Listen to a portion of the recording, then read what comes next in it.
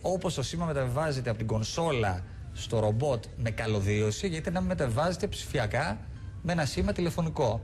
Ναι. Και αυτό δεν είναι επιστημονική φαντασία που λέω, έχει ήδη γίνει πραγματικότητα όταν ο Ζαν Μαρεσκό το 2006 έκανε χολοξυστεκτομή από τη Γαλλία στην Αμερική. Βέβαια τότε δουλεύανε 50 τεχνικοί των τηλεπικοινωνιών για να διατηρήσουν ένα δορυφορικό σήμα το οποίο να είναι άμεμπτο. Όπως καταλαβαίνετε, με την πρόοδο της βιοτεχνολογίας και την πρόοδο της ας πούμε των σημάτων, των δορυφορικών, ναι, αυτό γίνεται πολύ πιο απλό. Πολύ και χωρίς αγωνία μην μπες στο σήμα. Χωρίς αγωνία μην μπες στο σήμα και μείνει ξαφνικά ο γιατρός και ο ασθενής χωρίς σύνδεση. Προβλέπονται. Αυτά δεν είναι επιστημονική φαντασία. Κάποτε θα γίνουν πραγματικότητα και δεν θα είναι πολύ μακριά. Πιστεύω στην επόμενη πενταετία με δεκαετία. Με την ταχύτητα που τρέχουν αυτές οι εξελίξεις και με τις προόδου που σημειώνονται καθημερινά, νομίζω ότι τα επόμενα χρόνια αυτό που μας περιγράφεται θα είναι μια απλή πραγματικότητα. Δηλαδή, ποτέ δεν φανταζόμαστε εμείς τώρα να χειριζόμαστε το ρομπότ πριν από, όχι 10, πριν από 5 χρόνια. Και εδώ θα αναρωτηθεί κανείς, γιατί ρε παιδιά, αφού επενδύσατε στη λαπαροσκόπηση, ναι, και κάνατε χειρουργία τα οποία ήδη δεν έχουν τομές, δεν έχουν πόνο, γιατί τέλος πάντων να πάτε ένα βήμα παραπάνω, εκτός από την τηλεϊατρική? Τι μας προσφέρει παραπάνω? Τι μας προσφέρει το ρομπότ? Αυτή είναι μια πολύ λογική ερώτηση και είναι αυτό το οποίο πολλές φορές οι ασθενείς μου, οι οποίοι ενημερώνονται για το ρομπότ, με ρωτάνε. Και εδώ πρέπει να γυρίσουμε ένα βήμα πίσω και θα εξηγηθεί αυτόματα η ερώτηση αυτή. Η λαπαροσκόπηση, δηλαδή όχι τομές, έχει πολλά πλεονεκτήματα για τον ασθενή, δηλαδή γρήγορη ανάρρωση, έλλειψη πόνου, έλλειψη των ουλών, έλλειψη συμφύσεων, βελτίωση της γονιμότητας, άπειρα πλεονεκτήματα. Έχει όμως ένα μεγάλο μειονέκτημα και το μειονέκτημα είναι για τον θεράποντα γιατρό. Διότι η εκμάθηση και η πραγματοποίηση της λαπαροσκόπησης θέλει πελώρια προσπάθεια, θέλει απεριόριστο χρόνο, διότι ενώ στο ανοιχτό χειρουργείο μπορείς να κουνήσεις ελεύθερα τα χέρια σου και το κάνουν όλοι οι γιατροί σε όλο τον κόσμο, και έτσι να έλξεις, να στρίψεις, να τραβήξεις, όταν έχεις δύο ακλόνητους άξονες από δύο μικρές τρυπούλες στην κοιλιά, προσπαθείς να κάνεις και δεν μπορείς. Αν δεν ξέρεις ακριβώς τον τρόπο να χρησιμοποιήσεις περιστροφές ή άλλες κινήσεις. Οπότε θέλει φοβερή εκπαίδευση για να έχουμε καλά αποτελέσματα. Φοβερή εκμάθηση, έχει τρομερά μακρές καμπύλες εκμάθησης για τους γιατρούς, οι οποίες σε κέντρα εκτός μεγάλων, συνήθως στην Ελλάδα Αθηναϊκό κέντρο, λίγο στη Θεσσαλονίκη, στην επαρχία είναι πολύ δύσκολο να εφαρμοστεί. Ναι. Γιατί οι γιατροί δεν έχουν τρόπο να την εφαρμόσουν και έτσι από εκεί και πέρα περιορίζονται στο να κάνουν μια ανοιχτή τομή και με το δίκαιο τους οι άνθρωποι, διότι ξέρουν καλά τη δουλειά τους και έχουν πολύ καλά αποτελέσματα. Σε σχέση συγκρίνοντας τη λαπαροσκόπηση με την ρομποτική χειρουργική, τι πλεονεκτήματα? Αυτό είναι λοιπόν το πλεονέκτημα τώρα. Το ρομπότ στην ουσία είναι μια λαπαροσκόπηση όπου έχει τους άξονες της λαπαροσκόπησης, της πρόσβασης, άρα λοιπόν όλα τα πλεονεκτήματα, αλλά πάλι χειρουργική χωρίς τομή. Χωρίς τομή. Το ίδιο ακριβώς. Οι τομείς είναι ολόιδιες. Αλλά αντί να έχεις δύο ακλόνητους άξονες, έχεις τους βραχίονες του ρομπότ, οι οποίοι έχουν όλους τους βαθμούς ελευθερίας κινήσεων. Δηλαδή μπορούν να κάνουν στροφή, πρινισμό, υπτιασμό, έλξη, όθηση. Κάθε κίνηση. Άρα λοιπόν στην ουσία είναι σαν να έχεις ένα μικροσκοπικό ανθρωπάκι μέσα στην κοιλιά του ασθενούς που κάνει όλες τις κινήσεις. Γιατρέ μου, και πόσο ασφαλές είναι αυτό? Εγώ δηλαδή, ποιο επιχείρημα θα χρησιμοποιήσετε για να σας πω ότι εμπιστεύομαι ενδεχομένως να μου αφαιρέσετε, λέμε τώρα, κάποια ενομοιώματα? Μια κίστη, ένα ενομοίωμα, τη μήτρα ή οτιδήποτε άλλο, χτυπαξίλο. Ναι. Παναγία μου, να μην χρειαστεί, αλλά λέμε τώρα σαν παράδειγμα και να το κάνουμε μέσω της ρομποτικής χειρουργικής, μέσω του Da Vinci. Η ερώτηση σας είναι πραγματικά κέρια. Και η απάντηση είναι απλή. Όταν κανείς, και εγώ να σου πω ότι πρόσφατα, το τελευταίο έτος ή δύο, συνειδητοποίησα τα τεράστια πλεονεκτήματα του ρομπότ. Το ρομπότ έχει μια βραχία καμπύλη εκμάθησης, δηλαδή εγώ όντας στο ανώτερο επίπεδο λαπαροσκοπικής χειρουργικής μπορούσα πολύ γρήγορα να κάνω το ίδιο επίπεδο και στη ρομποτική, και σιγά σιγά απέκτησα πολύ γρήγορα τα πλεονεκτήματα του ρομπότ. Συγκεκριμένα, το ρομπότ έχει μεγάλη μεγέθυνση, δηλαδή μπορεί να δεις την παθολογία, αν το επιθυμείς, επί 2 ή επί 4 φορές μεγενθυμένη. Σαν να είναι μπροστά στα μάτια. Σαν να είναι ακριβώς μπροστά στα μάτια, σαν ένα βίντεο παιχνίδι. Ναι. Έτσι αυτό σου αυξάνει την σαφήνεια στις κινήσεις σου και την ασφάλεια για την ασθενή σου. Στη λαπαροσκοπική χειρουργική ή ακόμα και στην ανοιχτή, έχεις ένα άνθρωπο που είναι τα μάτια σου, σου κρατάει την κάμερα. Άρα λοιπόν σε πρέπει να του λες πιο μέσα, πιο μπρος, πιο πίσω. Δεν είναι εσύ, είναι κάποιος άλλος. Στο ρομπότ είσαι ο ίδιος. Ο ίδιος κινείς την κάμερα. Φέρνεις την κάμερα κοντά, μετακινείς την κάμερα δεξιά-αριστερά, είσαι ο ίδιος, είσαι one man show πια. Θα μου πει είναι καλό αυτό. Σε ένα επίπεδο χειρουργικής, ναι, είναι καλό.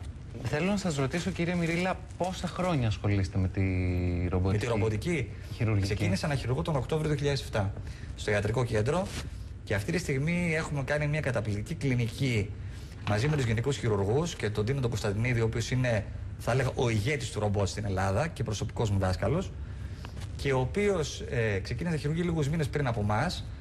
Και αυτή τη στιγμή χειρουργούμε σε συνεργασία με τους γενικούς χειρουργούς, με αποτέλεσμα να έχουμε ακόμα μεγαλύτερη ασφάλεια στα περιστατικά μας, στη διεκπαιρέωσή τους, και κάνουμε πραγματικά βαριά περιστατικά. Σε ποιες περιπτώσεις απευθύνεται η ρομποτική χειρουργική, πού μπορείτε να επέμβετε? Απευθύνεται σε όλες τις περιπτώσεις επεμβατικής γυναικολογίας. Δηλαδή, απευθύνεται από τα απλά περιστατικά μια κίστη οθήκης, ένα εξομήτριο, μια εξομήτρωση εγκυμοσύνη, κοιλιακό άλγος και διερεύνηση γονιμότητας. Αλλά κυρίως απευθύνεται στα περιστατικά όπου είναι δύσκολα. Δηλαδή, κυρίως στα ενομοιώματα. Και τα ενομοιώματα έχουν ένα αυξημένο βαθμό δυσκολίας λόγω της σειραφής.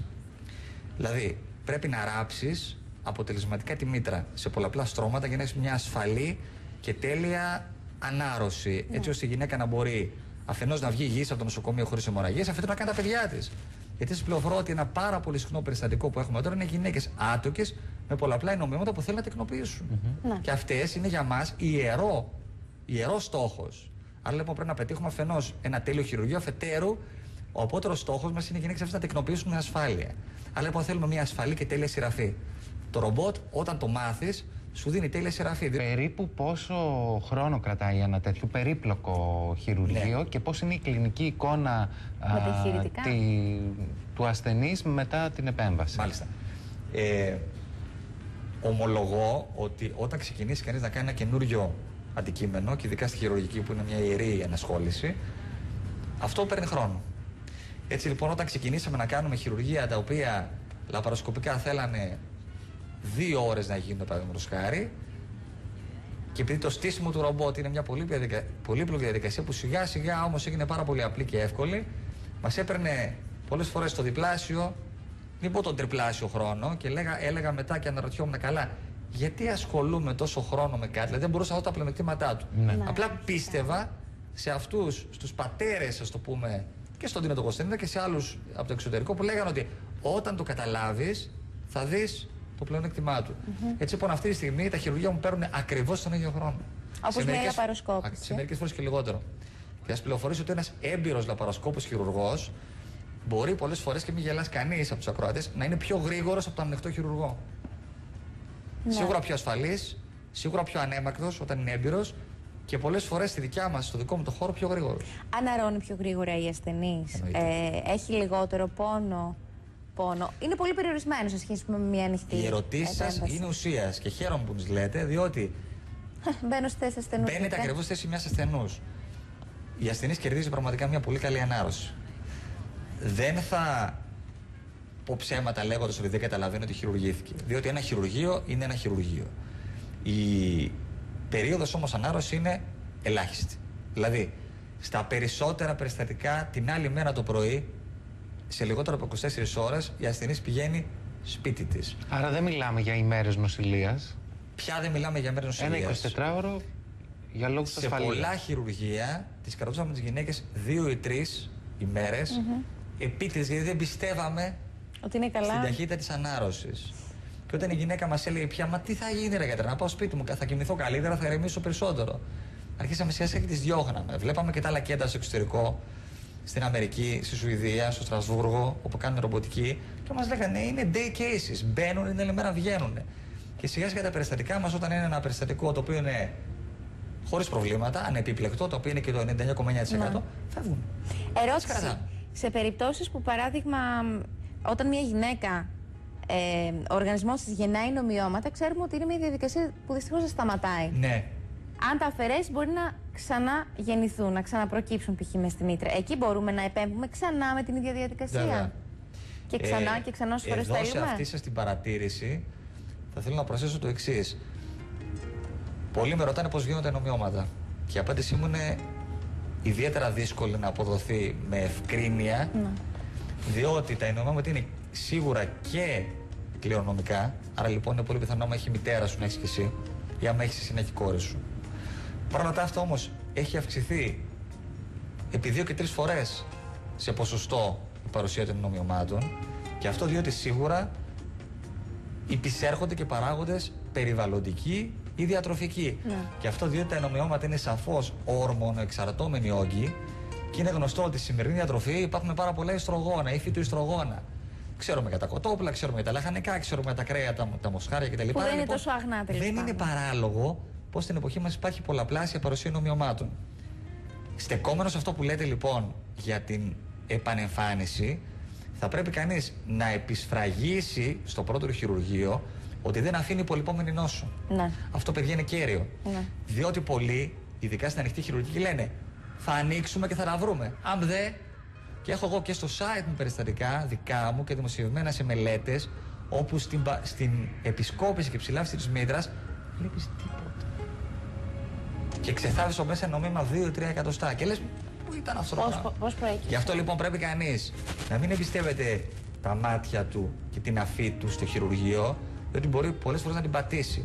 Πρέπει πριν από το χειρουργείο να γίνει μια επισταμένη και ενδελεχής προεχειρητική διάγνωση. Και αυτή είναι με τον υπέροχο, ή ενίοτε και με τη μαγνητική. Πρέπει να ξέρεις, γελούσανε παλιά. Έμπαινα στο χειρουργείο μέσα με σημειώματα. Τα κόλλαγα στον τοίχο και έλεγα απέχει αυτό από εκεί, τόσο από εκεί.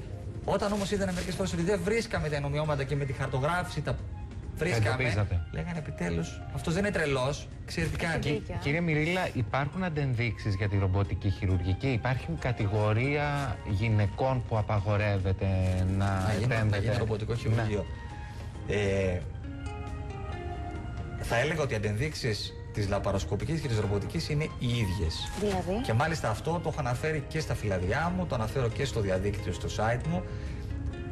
Εδώ οφείλουμε τεράστια αγαθά στην αναισθησιολογία, παιδιά. Δηλαδή, περιστερικά παλιά οι ασθενησιολόγοι δεν μας τα κοιμίζανε, διότι στη λαπαροσκοπική και στη ρομποτική έχουμε ανάρροπη θέση. Άρα λοιπόν, αν ο πνεύμονας είναι συμβασμένος από μια χρόνια πνευμονοπάθεια λόγω καπνίσματος, από ένα ασθενή ο οποίος έχει καρδιολογικό πρόβλημα, ένα ασθενή παχύ, μια ασθενή η οποία είναι υπερήλικας, μας λέγανε αυτήν άστινα, μην την ακουμπάς. Ανοίξε την αγκαλιά. Όχι λαπαροσκοπικά. Όχι λαπαροσκόπηση. Η ρομποτική του μεταξύ έχει ένα πλεονέκτημα ότι δεν χρειάζεται τόσο μεγάλο βαθμό τρεντέλα, δηλαδή θέσεις ανάρροπες. Γιατί το ρομπότ λειτουργεί πάρα πολύ καλά και σε μικρότερη θέση. Άρα λοιπόν έχουμε ένα πλεονέκτημα. Όμως το μεγάλο πλεονέκτημα είναι οι αναισθησιολόγοι μας. Έχουμε αναισθησιολόγους από τους οποίους εγώ χαίρομαι να παίρνω νάρκωση. Δηλαδή αισθάνομαι τέτοια ασφάλεια. Γιατί μου αγαπάτε πολύ τη δουλειά σας. Ναι, όχι, κοιτάξτε, θέλει αγάπη, αλλά πραγματικά αυτοί οι αναισθησιολόγοι είναι τέρατα. Βλέπεις στο χειρουργείο ότι η γυναίκα αυτή δεν χάνει ούτε σφιγμό. Ναι. Δεν ρίχνει κορεσμό οξυγόνου ούτε ένα. Είναι ολική νάρκωση στη ρομποτική? Η ολική νάρκωση, η ρομποτική και η λαπαροσκοπία έχουν ολική νάρκωση. Βέβαια, σε μερικά περιστατικά τα οποία κρατάνε λίγη ώρα, δεν χρειάζεται να διασωληνωθεί ασθενής, αλλά γίνεται με λαβητική μάσκα. Ναι. Όμως δεν φοβόμαστε πια την ολική. Δεν έχουμε πια ούτε παρενέργειες με ζαλάδες, ούτε παρενέργειες με μετούς. Έχουμε περιστατικά τα οποία δεν μας απασχολούν πια. Έχω σταματήσει να ασχολούμαι. Δεν υπάρχουν τομές. Τομές δεν υπάρχουν παρά τα μικρά σημαδάκια του λέιζερ, έτσι, τα οποία είναι 3-4 στην κοιλιά, ένα στον ομφαλό κρυμμένο. Τα οποία σημάδια επουλώνονται από μόνα τους ή μπορούμε να επέμβουμε με τη βοήθεια της πλαστικής χειρουργικής προκειμένου και να τα διορθώσουμε όλα? Ας μην είμαστε υπερβολικοί. Ήδη στις μικροτομές που εφαρμόζουμε, εγώ δεν βάζω ράματα. Δηλαδή κάνω εσωτερική πλαστική ραφή με ένα ράμα πάρα πολύ λεπτό, 4-0, το οποίο απορροφάται μόνο του μετά από 8-10 μέρες. Οπότε δεν υπάρχουν και σημάδια πλέον. Είναι ελάχιστα. Θα έλεγα δηλαδή ότι μια γυναίκα, αμυδρά, όσο και σημασία να δίνει στην εμφάνισή της, και αυτό το καταλαβαίνετε εσείς, νομίζω ότι δεν έχει παράπονο.